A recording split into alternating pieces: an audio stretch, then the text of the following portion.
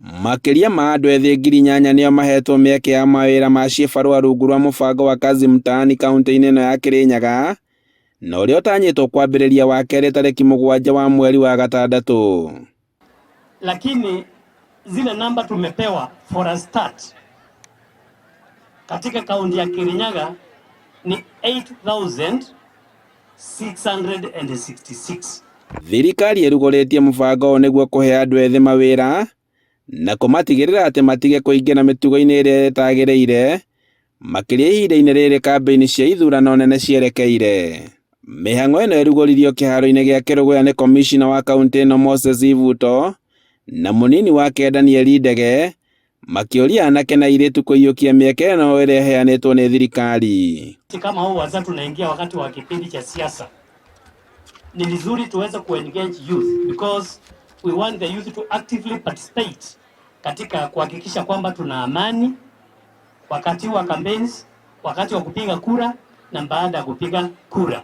Kaunti-inĩ ya Nyeri, ayuthi Kirinyaga kuma icigo-inĩ ciothe cia ũmbunge nĩo magũkorwo makĩgunĩka mũbango-inĩ ũyũ, gĩcigo kĩa ũmbunge kĩa Nyeri taũni gĩkĩruta andũ 2,500, kuona atĩ nĩkuo gũkoragwo na icagi iria nyingĩ. Lengo ya serikali ni kuwatoa kwa hizi mambo mbaya na ili waweze kujisaidia. Kama ulikuwa unauza mambo ambayo haifai, sasa kuna pesa halali, kwa nini ufanye hiyo kazi? Bereria tukona maritwa ma andu acio na namba ciao cia kibande na cia thimu nigetha tweherie thina uria wokire haria mbere. Ni tuamenyire challenges iria twari nacio mbere na nicio riu turenda kunina, na ingekuhakikishira ati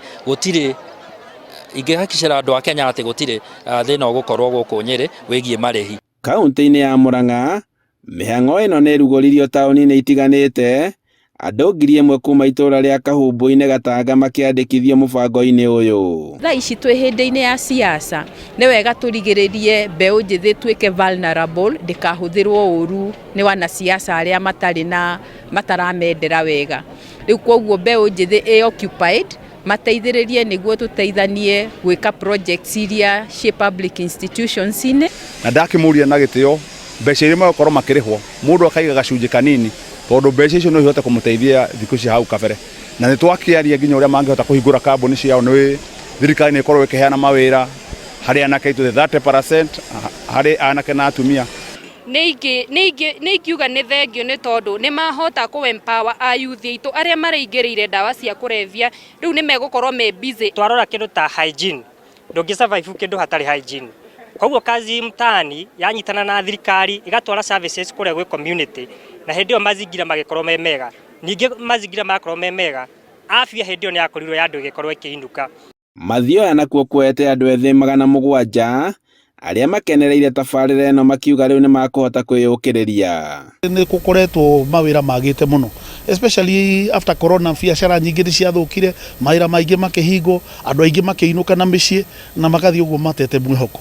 No rĩu tondũ nĩ tũrona nginya ona uchumi na economy itũ nĩ rathiĩ hingũkĩte, Wambũi nĩ tũrakena nĩ tondũ nĩ tũrona mawĩra maya nginya thirikari ĩratũrehera nĩ mamwe ma marĩa magũthi mateithĩtie ayuthi aitũ. Handũ-inĩ ha Inooro TV, kuma kĩharo-inĩ gĩa kũrugũria kaunti-inĩ ya Kirinyaga, njĩtagwo Boni wa Thuku.